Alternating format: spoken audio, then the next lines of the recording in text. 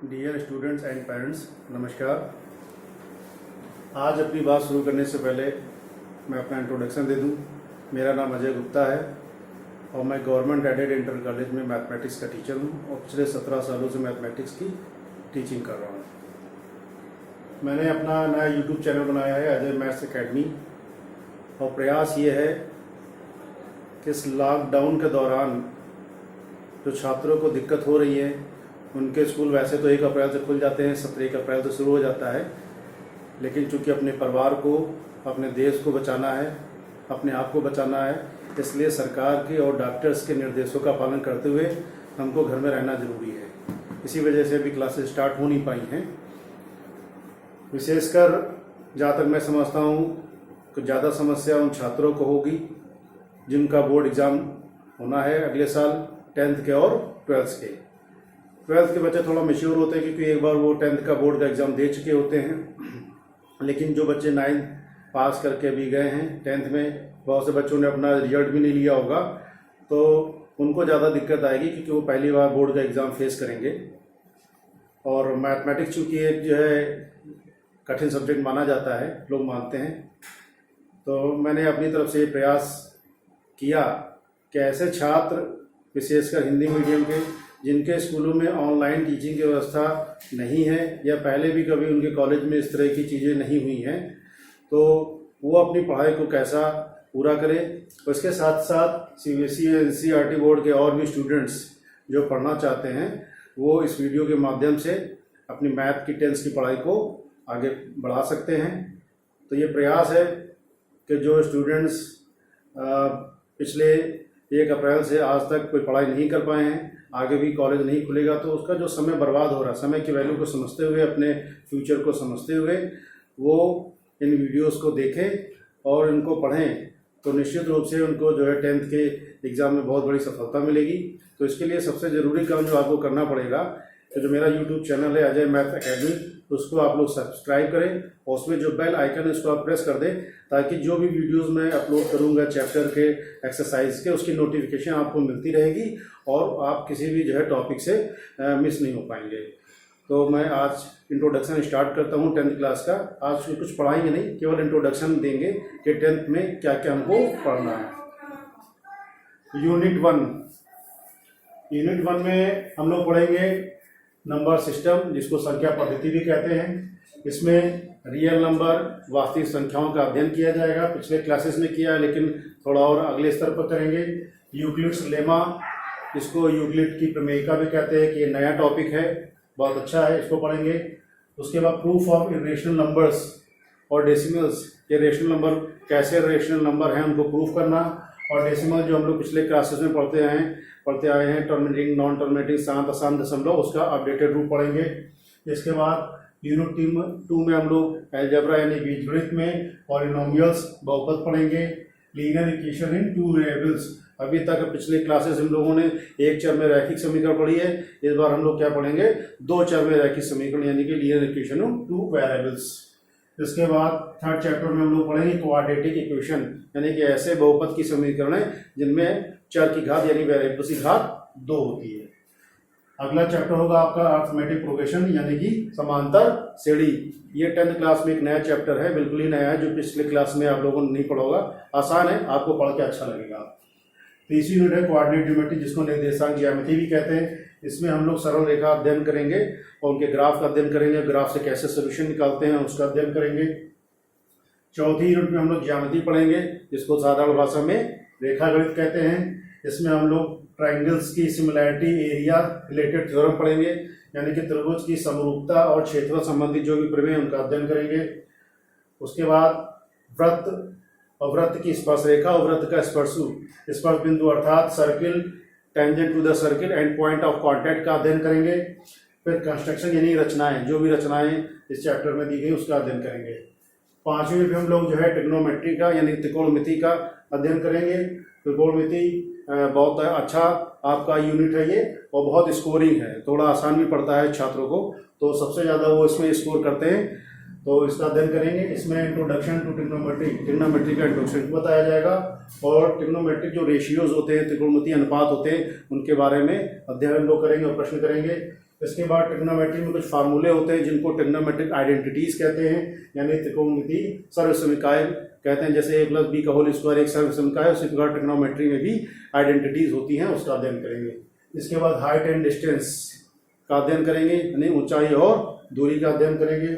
Unit 6 में लोग mensuration पढ़ेंगे। मेंसुरेशन आप लोग जानते हैं, पिछली कक्षा में पढ़ चुके हैं। इसमें हम लोग एरियाज रिलेटेड टू सर्किल यानी वृत्त से संबंधित क्षेत्रफल के जितने भी प्रश्न होंगे उस पर अध्ययन करेंगे।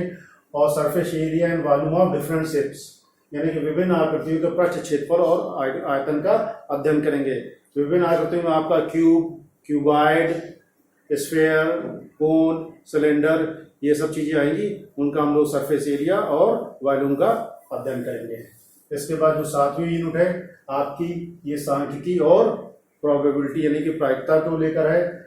सांख्यिकी में जो आप लोगों ने अभी तक पढ़ा है, ग्राफ बनाते थे, बार ग्राफ, उससे थोड़ा आगे जाकर मीन, मीडियन, मोड यानी कि माध्य, माध्यिका और बहुलक का अध्ययन करेंगे।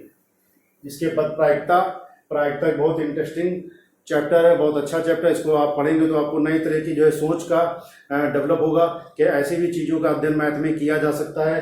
जैसे कुछ घटनाएं होती हैं, उनके होने या ना होने की संभावना भी होती है, तो उसका अध्ययन प्रायिकता के अंदर किया जाता है।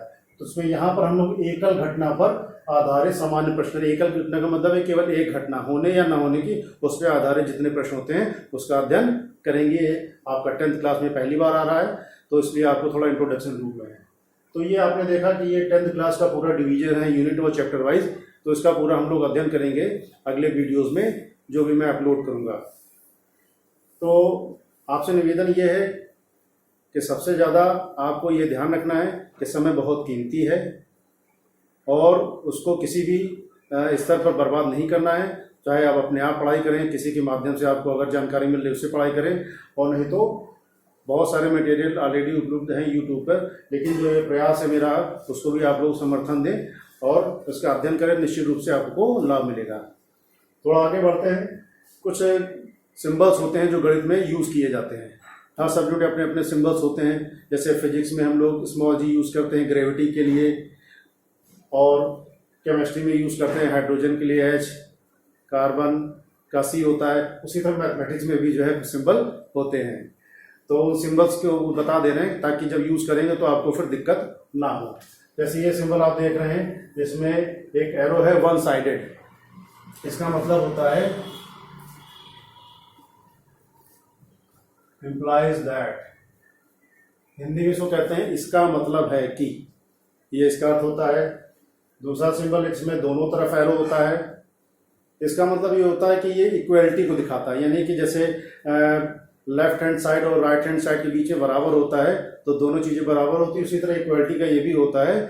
इसमें बस ये कंडीशन होती है कि केवल और केवल यही, जब यानी कि एक यूनिक चीज़ होती है, दोनों तरफ बराबर होती है, तो इसको यूज़ करते हैं। तो इसको हम लोग इफ भी लिखते हैं, यानी कि IFF इफ भी लिखा जाता है। और दूसरा तरीका इसको लिखने का है इफ एंड ओनली इफ, ये भी इसको बोलते हैं। तीसरा सिंबल बहुत आसान है, आप लोगों ने देखा होगा कि जब किसी इक्वल के साइन को हम लोग कट कर देते हैं तो इसका मतलब होता है नॉट इक्वल टू, ये वही है, नॉट इक्वल टू। अगला जो सिंबल है वो आप देखेंगे तो ये उल्टा हुआ है, उल्टा ये है, ये यूज किया जाता है फॉर ऑल के लिए, फॉर ऑल, यानी किसी भी जब हम मैथ में नंबर्स या ग्रुप की बात करते हैं उसमें अगर सारे हम एलिमेंट्स ले रहे हैं या सारे संख्या ले रहे हैं तो फॉर ऑल यानी सबको जब सम्मिलित करना होता है तो ये चिन्ह यूज करते हैं फॉर ऑल। उसके बाद जो चिन्ह है ये उल्टा ही है, इसका मतलब होता है देयर एग्जिस्ट, यानी अगर किसी हम समूह की बात कर रहे हैं, यहाँ पर कुछ संख्याओं का अध्ययन कर रहे हैं, तो वहां पर कोई नंबर अगर है तो उसके लिए अगर पर्टिकुलर हमें बात करना है तो उसके लिए हम लिख सकते हैं देयर एग्जिस्ट, यानी एक्स के लिए बात करें, अगर एक्स किसी समूह में तो देयर एग्जिस्ट एक्स अगर करेंगे तो ये सिंबल यूज कर सकते हैं। उसके बाद जो अगला चिन्ह है उसको उसी को ही हमने काट दिया है, इसका मतलब होता है अगर वो नहीं है वहां पर तब क्या होगा, तो उसको बोलते हैं does not exist, does not exist. इसके बाद जो अगला चिन्ह है आप इसको देखेंगे, ये लेटा हुआ 8 है, ये देखने में इसको बोलते हैं इनफाइनाइट, इसका मतलब अनंत भी होता है।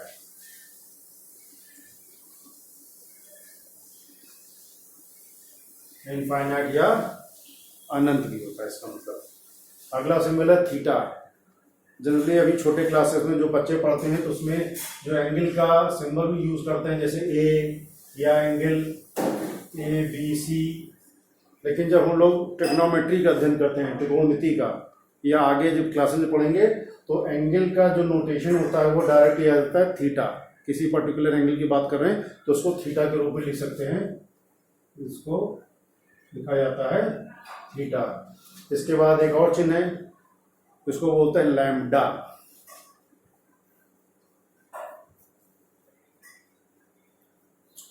इसके बाद ये जो सिंबल है इसको तो आप जानते ही होंगे, ये लिखा है fx। f stand for function, यानी कि जिस तरह कोई पॉलिनोमियल या बहुपद होता है तो उसमें अगर चर x है तो ये कहेंगे वो x का फंक्शन है। अगर x की जगह y आ जाएगा तो वो फंक्शन y का हो जाएगा, तब कहेंगे this is a function of y। तो यहाँ पर ये x है तो इसको लिखेंगे फंक्शन ऑफ x। अगला सिंबल है समेशन का। समेशन का मतलब होता है कि जब बहुत से हम पदों का, टर्म्स का, संख्याओं का जब जोड़ करते हैं, जब उनकी संख्या ज़्यादा होती है तो उनको डिनोट करने के लिए सिंबल यूज किया जाता है समेशन। इसका एक तरीका और भी होता है, जैसे आपको 50 पदों का योग करना है, 50 टर्म्स का सम करना है, तो पहला टर्म अगर n इक्वल टू 1 है तो 50th टर्म होगा n इक्वल टू 50। तो इस तरह भी लिख सकते हैं from n equal to 1 to n equal to 50। तो इसको देख के ये पता चल जाएगा कि हमने कितने टर्म्स का सम किया। इसके बाद जो आगे के जो आप 4 सिंबल देख रहे हैं उनको बोलते हैं अल्फा, बीटा, गामा, डेल्टा। इनका यूज जनरली हम लोग जो क्वाड्रेटिक इक्वेशन होती है, दो घात की समीकरण होती है अलजेब्रा में, उसमें प्रयोग करते हैं। वैसे अल्फा, बीटा, गामा तो आप लोग केमिस्ट्री में भी आप लोगों ने पढ़ा होगा कि अल्फा, बीटा, गामा रेज होती हैं। उसी तरह सिंबल वही है लेकिन मीनिंग यहाँ पर दूसरी है। यहाँ पर रेज नहीं है, यहाँ पर आपके ये वैल्यूज होती है।